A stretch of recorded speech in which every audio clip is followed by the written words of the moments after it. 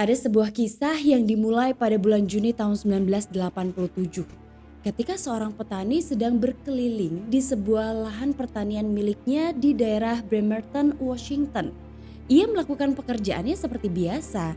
Ia menyapu gudang, memeriksa kandang ayamnya, kemudian pergi ke ladang untuk mengumpulkan ternaknya. Tetapi ketika dia melangkahkan kakinya memasuki ladang miliknya, petani ini justru terheran-heran setelah ia melihat di tengah ladangnya ada sebuah pesawat besar yang sedang terparkir.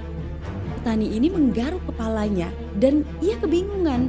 Dalam kebingungannya saat itu ia menatap pesawat tersebut. Ia bergumam, kemarin belum ada seorang pun yang mendaratkan pesawat di sini. Tapi kenapa tiba-tiba ada sebuah pesawat besar yang berada di ladang miliknya? Dan siapa yang mendaratkan pesawatnya di situ? Karena penasaran, ia kemudian memutuskan untuk mencari tahu apa yang ada di dalam pesawat itu.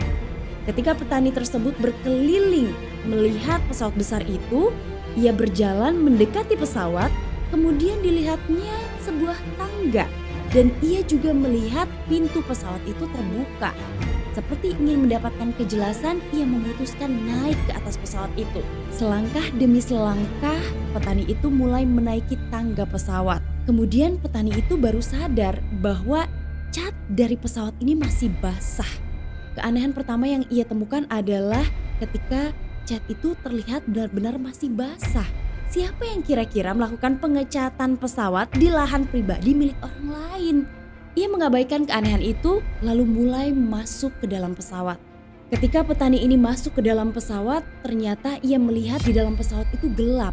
Ia mulai melangkahkan kakinya, melihat di sekeliling pesawat, kemudian ia berteriak sekeras-kerasnya setelah melihat di setiap kursi masih duduk para penumpang, tapi mereka semua sudah dalam kondisi tidak bernyawa. Selamat datang di channel Tamara Delv. Kali ini kita akan membahas SCP-787.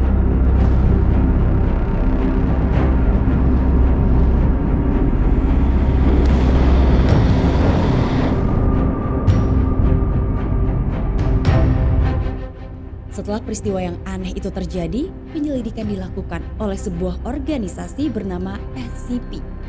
Pesawat yang terparkir di lahan pribadi milik seseorang itu adalah sebuah pesawat ikonik, Boeing 747-200. Ini adalah pesawat komersial bermesin 4, dirancang untuk menjadi yang paling aman yang pernah dibuat. Boeing 747-200 yang sejak itu dinamai sebagai SCP-787 atau 787 sedikit berbeda dari pesawat lainnya. Karena pesawat Boeing itu tidak memiliki tanggal pembuatan yang diketahui seperti kebanyakan pesawat lainnya dan tidak memiliki tanda panggilan seperti pesawat Boeing pada umumnya. Bagian eksterior pesawat telah dicat dan semuanya dalam keadaan basah. Bahkan jendela penumpangnya pun telah dicat ulang. Ketika pertama kali ditemukan, akhirnya pesawat itu dibawa ke hanggar 04 dengan sangat hati-hati untuk diselidiki. Penyelidikan yang dilakukan oleh organisasi SCP ini ternyata bukan hanya terfokus pada pesawatnya, tapi mereka juga mencoba untuk mencari saksi-saksi yang berada di sekitar ditemukannya pesawat Boeing 747 itu.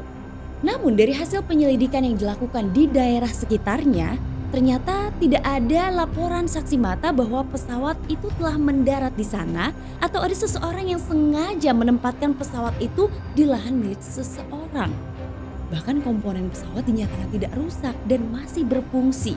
Tanda-tanda penggunaan komponen pun masih normal, termasuk komponen di ruang kokpit. Ada yang aneh dengan pesawat ini. Karena mesin pesawat terlihat sangat baik, sehingga ada kemungkinan pesawat ini masih baru, tanpa ada tanda-tanda yang terdeteksi dari penggunaan sebelumnya. Namun di dalam badan utama pesawat sepertinya ada cerita yang berbeda. Apapun yang tidak tergolong mekanis seperti karpet dan kursi di pesawat, semuanya ditemukan dalam kondisi membusuk. Kemudian ada lagi keanehan di ruang kokpit yang seolah-olah kursi tempat duduk pilot dan kopilotnya sudah diganti dengan tumpukan komponen komputer.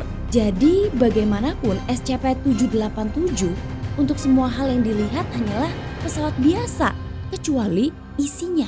Di hanggar itu, pesawat dipantau 24 jam dengan CCTV dan alat perekam suara yang ditempatkan seperti di kokpit, kabin penumpang, dan bagasi SCP-787 dan juga dipantau oleh ahli untuk mencatat anomali apapun. Dan tidak ada seorang pun yang boleh masuk ke dalam pesawat kurang lebih selama minimal 72 jam sejak penyelidikan awal. Dan tahukah kalian, salah satu yang mengerikan dari SCP-787 ini adalah karena pesawat itu berisi 515 jenazah yang meninggal dengan penyebab kematian yang bervariasi. Di antara spesimen dengan banyaknya penyebab seperti adanya cekikan, bekas tenggelam, kehilangan darah, kelaparan, luka akibat tembakan peluru, luka tusukan, dan trauma hantaman benda tumpul. Tapi terlepas dari penyebab kematian yang berbeda-beda di setiap spesimennya, nah ternyata ditemukan juga dari 23 kasus, yaitu lidah dari jenazah itu telah menghilang. Kemudian ada penusukan kepala dengan 73 kasus, kemudian ditemukan tulisan huruf Sirilik di telapak tangan kiri sebanyak 230 kasus. Dan kasus terbanyak dengan jumlah 498 yaitu ujung jari dari semua jenazah hilang. Semua spesimen yang sedang diselidiki itu dalam kondisi tahap pembusukan. Tapi anehnya tidak ada tanda-tanda pembusukan lebih lanjut. Malah mereka tampak membeku. Sebentar. Jadi kita ulang peristiwanya dulu. Yang pertama, tiba-tiba ditemukan sebuah pesawat Boeing 747-200 secara misterius mendarat di lahan pribadi. Kemudian yang kedua, pesawat itu berisi lebih dari 500 jenazah. Dan yang ketiga, mereka semua meninggal karena penyebab yang tidak biasa. Itulah kenapa pesawat ini berada di bawah pengawasan ketat sepanjang waktu dari SCP.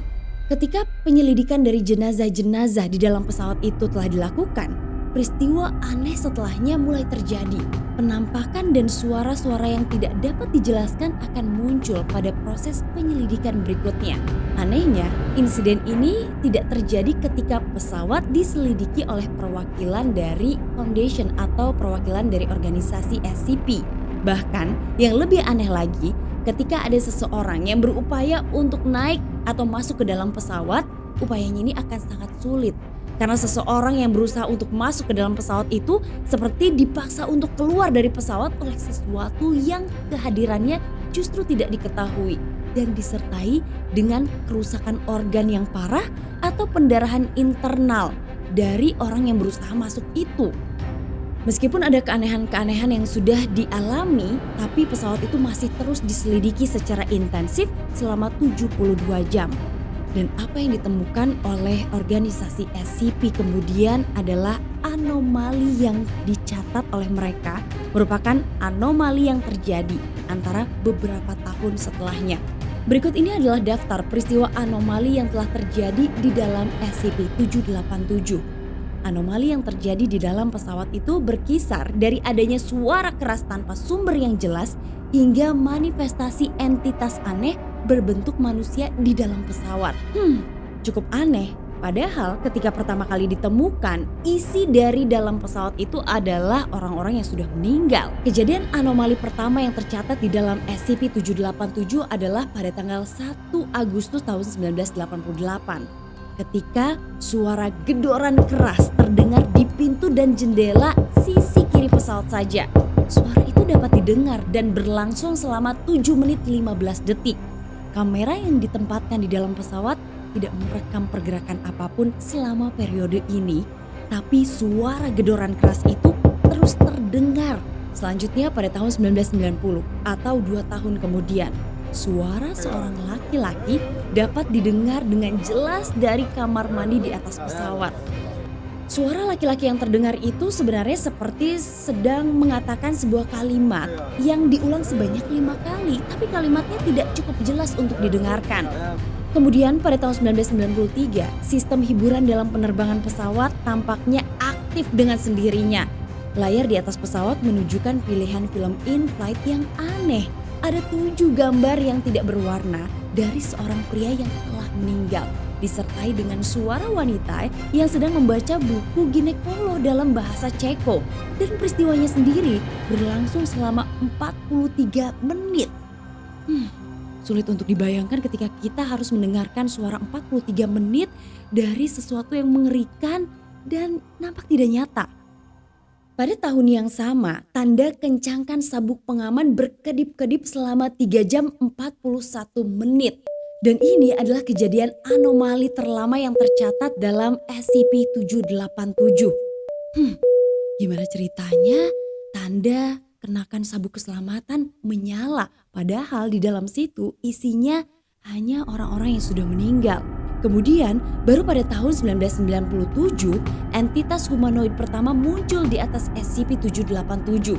Sosok ini tidak jelas, tidak memiliki detail yang terlihat, tapi terlihat seperti bentuk manusia yang berdiri di lorong pesawat yang terus diamati oleh peralatan pengawas yang sudah ditempatkan di dalam pesawat. Sosok itu terlihat mengeluarkan pasokan oksigen darurat dan masker dari kursi H43. Sosok itu terlihat berdiri diam dengan tegak sempurna memakai masker pernapasan penumpang selama lebih dari 2 menit. Sebelum akhirnya ia melepas masker dan menghilang dari kamera yang ditempatkan di pesawat. Tapi sosok itu hanya terlihat di salah satu kamera saja, sementara kamera pengawas lainnya tidak merekam keberadaan sosok gaib tersebut. Sosok lain kemudian muncul 4 tahun kemudian pada tahun 2001. Sosok itu terlihat duduk di bagian komputer yang membentuk kursi kopilot. Seperti yang sebelumnya, tidak jelas apa yang dilakukan selama hampir 4 menit sosok itu terlihat duduk di ruang kokpit. Hanya merengek perlahan, kemudian tubuhnya seperti maju ke depan dan ia memuntahkan sesuatu ke konsol kendali di depannya. Setelah itu, tiba-tiba saja sosok itu menghilang sangat cepat, sama seperti sosok sebelumnya. Nah, personil dari organisasi SCP kemudian mengumpulkan sampel muntahan yang ditinggalkan entitas tersebut. Setelah melakukan analisis sampel, staf peneliti itu menemukan jejak nitrogen oksida, thorium, kotoran burung, dan 3 kuku manusia. Tapi asal-usul tokoh humanoid ini masih belum diketahui. Mungkinkah entitas ini dari jiwa penumpang yang telah meninggal mencoba untuk memberitahu tentang apa yang sebenarnya terjadi di atas penerbangan itu? Atau mungkin makhluk-makhluk yang muncul berbentuk manusia yang tidak jelas itu adalah mereka yang justru bertanggung jawab atas kematian seluruh penumpang di atas pesawat. Anomali berikutnya dalam SCP-787 terjadi pada tahun 2005 ketika suara wanita terekam berbicara melalui sistem pengeras suara dan terdengar wanita itu berkata, "Untuk kenyamanan dan kesenangan Anda hari ini, pancake sekarang akan disajikan. Tolong jangan tinggalkan tempat duduk Anda. Pancake segera akan disajikan. Tolong jangan tinggalkan tempat duduk Anda, jangan tinggalkan tempat duduk Anda. Tinggalkan tempat dudukmu. Tolong, pancake segera akan disajikan. Yeay, pancake!" Kalimat yang sangat aneh yang muncul di sebuah pesawat yang sedang diselidiki tanpa adanya manusia yang hidup di atasnya. Selanjutnya pada tahun 2007, masker udara darurat jatuh dari langit-langit pesawat. Lalu seperti ditarik secara tiba-tiba dan turun lagi selama 14 menit. Sementara di saat yang bersamaan, pesawat itu dipenuhi dengan suara jeritan dan teriakan. Akhirnya, satu-satunya anomali yang penting lainnya terjadi 1 tahun kemudian ketika suhu di dalam SCP-787 itu turun 33 derajat dari 20 derajat Celcius menjadi minus 13 derajat Celcius hanya dalam hitungan detik saja. Selanjutnya pada tanggal 13 Desember 2007, identitas SCP-787A112 telah ditemukan sebagai seorang pensiunan dokter mata yang saat ini tinggal di Atlanta, Georgia. Jadi sedikit membahas, ketika penyelidikan mengenai siapa sebenarnya para penumpang di pesawat itu dilakukan, awalnya perwakilan dari organisasi itu tidak tahu siapa sebenarnya para penumpang itu sampai kemudian mereka menemukan salah satu penumpang yang sepertinya masih hidup. Kemudian penyelidikan terus dilakukan. Perwakilan dari organisasi ini datang ke Atlanta, Georgia, kemudian menemui mantan dokter mata tersebut dan menanyakan kejadian di tahun 1987. Tapi anehnya, mantan dokter mata itu mengatakan bahkan dia tidak tahu mengenai peristiwa itu dan sebenarnya dia belum pernah pergi dengan menggunakan pesawat. Dan hal ini dikonfirmasi oleh anak dan juga istrinya. Lantas apa yang terjadi dengan penerbangan itu? Kenapa bisa ada satu sosok yang sama di waktu yang berbeda? Nah, sebenarnya upaya untuk mengidentifikasi setiap penumpang yang ada di dalam penerbangan itu terus dilakukan. Dan satu-satu mulai terungkap. Ada lagi sosok yang dikenali tapi juga mereka mengatakan mereka tidak pernah ikut dalam penerbangan pesawat Boeing 747 yang tiba-tiba saja mendarat di sebuah ladang kosong. Pada 22 Mei 2009, pemeriksaan tangki penyimpanan limbah SCP-787 mengungkapkan spesimen tambahan yang kemudian diberi nama SCP-787A516, yaitu ketika ditemukannya seorang laki-laki India berusia sekitar 30 tahun. Subjek ini memiliki atau membawa hal-hal yang cukup aneh. Ditemukan 3 potong setelan khusus. Kemudian laki-laki India ini membawa masker bedah dan sarung tangan karet. Ia juga ditemukan membawa senapan Beretta DT-10, 1 kotak permen mint merek Tic Tac berisi 14 permen mint rasa kayu manis. Kemudian ditemukan membawa jimat mata Horus yang terbuat dari aluminium dan benang daur ulang. Kemudian ada catatan penerbangan SCP-787 dengan koordinat 27.41, strip 122.70 dan tercatat sebanyak 5.478 kali. Selain itu, ia juga membawa potongan tiket untuk Return of the Jedi. Angka 92 tertulis di bagian belakang dengan spidol permanen. Bagaimana mungkin seorang laki-laki bisa ditemukan di tempat limbah atau pembuangan pesawat Boeing 747 dalam kondisi yang masih utuh? Tidak percaya? Ini faktanya. SCP-787A516 tidak menunjukkan kondisi pembusukan yang serupa dengan spesimen lainnya. Tim penyelidik dari organisasi juga tidak tahu bagaimana ia berada di dalam tempat pembuangan dan apa sebenarnya yang menyebabkan pria tersebut meninggal dunia. Yang lebih mengejutkan lagi, setelah dilakukannya penyelidikan selama bertahun-tahun, pada tanggal 19 Juni 2013, perekam data penerbangan SCP-787 ditemukan dari kompartemen di bawah lantai kursi A13. Black box itu ditemukan dalam kondisi terbungkus dan kompartemennya diisi dengan asbes dan darah kering. Perekam data itu langsung dianalisis. Namun perekam data penerbangan itu tidak berisikan apapun selain sebuah kalimat "to be sorry". Sehingga penyelidikan tidak dapat menemukan dan menentukan kemungkinan penyebab misteri ini. Bahkan mereka seperti harus selalu kembali pada sesuatu yang sulit untuk dijelaskan. Sementara sebuah misteri yang tidak dapat dijelaskan, SCP-787 setidaknya digolongkan sebagai anomali aman oleh organisasi SCP. Karena tidak berdampak menyakiti atau berdampak serius pada lingkungan sekitar. Dari tadi aku membahas mengenai SCP, organisasi SCP. Apa itu sebenarnya SCP? Adakah dari kalian yang sudah menggali mengenai SCP dan kisah-kisah yang disampaikan oleh orang-orang yang mengatasnamakan SCP? Kita sedikit berbagi wawasan. Apa itu sebenarnya SCP? SCP sendiri diyakini adalah organisasi fiktif yang ditulis oleh proyek fiksi kolaboratif berbasis web dengan nama yang sama. Di dalam latar fiksional situs web tersebut, Yayasan SCP bertanggung jawab melacak dan menangani individu, entitas, lokasi, dan objek yang melanggar hukum alam. Situs ini dijalankan oleh komunitas wiki dan mencakup berbagai macam genre seperti horor, fiksi ilmiah, dan juga urban fantasi. Namun satu hal yang pasti bahwa SCP Foundation hanyalah organisasi fiktif. Bahkan dalam situs resminya mereka menyebut sebagai kelompok penulis kreatif yang ingin memberi hiburan dengan konten-konten menyeramkan. Jadi dengan kata lain, cerita yang tadi sudah aku bahas sama kalian menurut kalian adalah fiktif, hoax, atau cerita sungguhan? Kak Kiki, kira-kira apa? Konspirasi? Menarik. Apakah kita harus bahas konspirasi lain dari kasus-kasus lain SCP? Kalian boleh tulis di kolom komentar. Tapi kalau kalian mau request pembahasan selanjutnya di kolom komentar, boleh juga. Sampai ketemu lagi di episode selanjutnya. Assalamualaikum warahmatullahi wabarakatuh.